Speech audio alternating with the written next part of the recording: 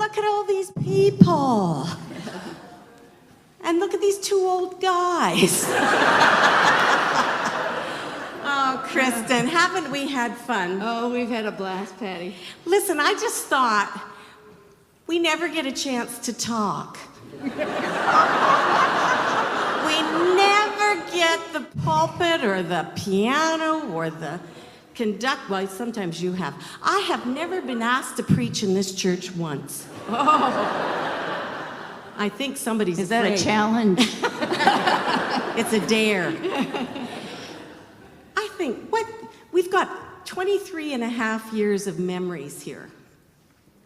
Yeah, you know what?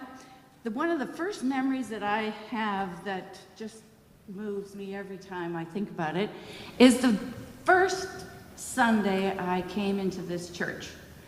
And John and I were still living out in the beaches, and it took a little effort. We had one car. So John, of course, drove, and I had to take the TTC.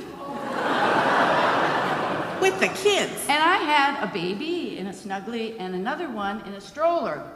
So anyway, I come on chugging along on the subway and not knowing what to expect, really, when I got here. And I came in off the parking lot door, and I don't know how these people knew, but I think they're moved by God's Spirit. I know they are, because they're standing with their arms open where Jack and Isla Grady. And I will never forget my son, Sam. He's our youngest one, and he was kind of a persnickety kid, and he did not go easily to anybody else. And as soon as I walked in that door, Jack came up and said, "We're here to take your children so that you can go to church." And Sam just about went, "Yeah! Take me, Jack!" And Ben went off with Isla very happily. So for me, that was my first introduction to this fabulous place. So thank you. I'm trying to think of some of my early memories, or any of my memories, because I'm losing it. But I think there's just such a combination. The Christmas Eve services are one of my favorite experiences being part of this congregation. I feel related to everybody. I think we've had so many good times and such profoundly sad times when we've walked through valleys together that we're family. So it feels like when I come into this space, I feel like I've come home. Some of our crazy choir things we've done, some of the funny shows, variety shows we put on. But what's the funniest thing that you can remember? I can remember a couple funny things. What can you remember that's really funny? Well, there's so many of them. Keep it clean. Well, the one thing that does come to my mind, but the thing that I need to ask you, though, Right. is what's it like to dance with somebody that looks so good in a blonde wig and a pair of Now, really, can you believe it? That was one of my introductions to Mark and Patty, was this musical offering that was given on it, and Patty comes out dressed as a sailor, and Mark comes out dressed as this beautiful broad, you know? 101 pounds of fun. Anyway, it was quite a moment in terms of my own crashing idea of what a senior minister was all about. Well, I think one of the best stories, and I wasn't here to witness it, but I feel like I was.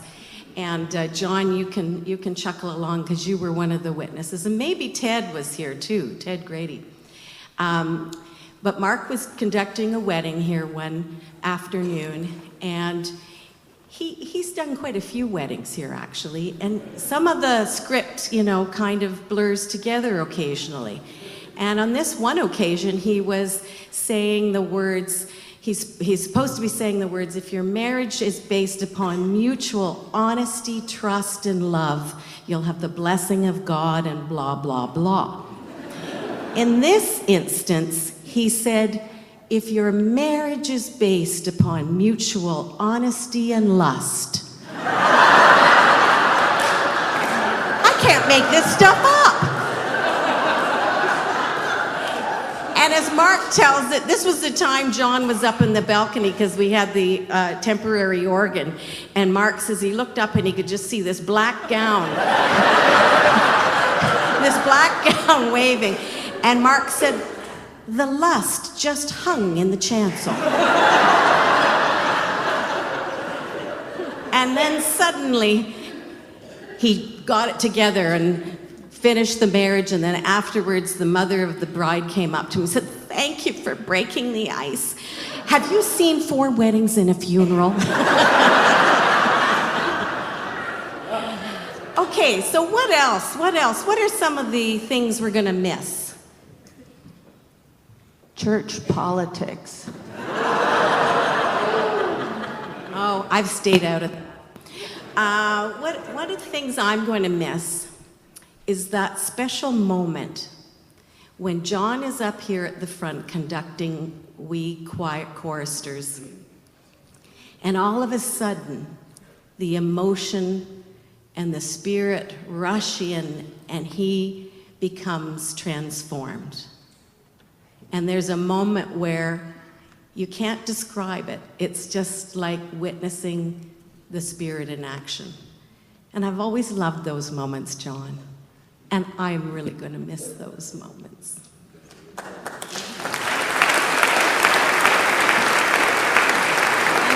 last thoughts about what you're going to miss? Well, in terms of, I'm going to miss, I'm not planning to be gone all that long, but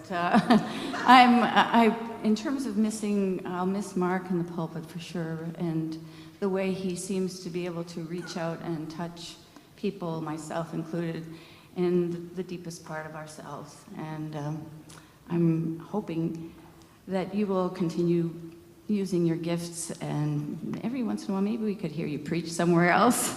But anyway, you've just been a real blessing to me, so thank you.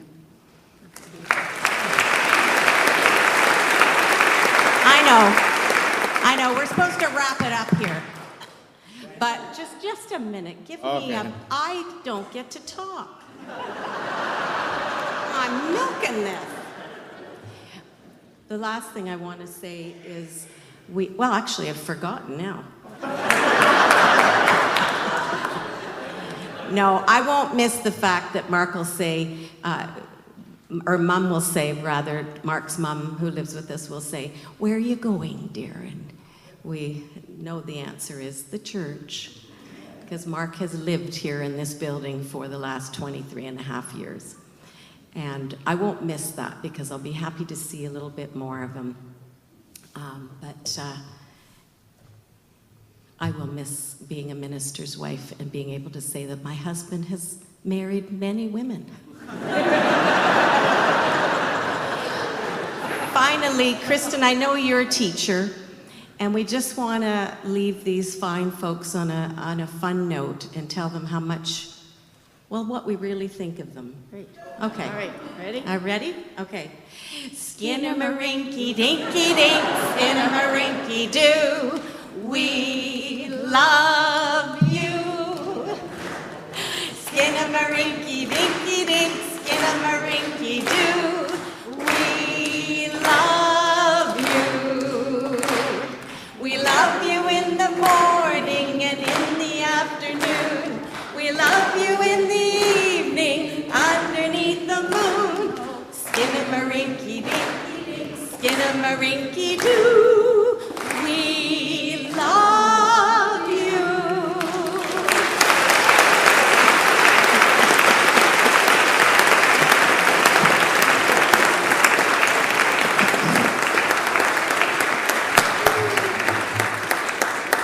Thank you for sticking to your 3-minute time limit.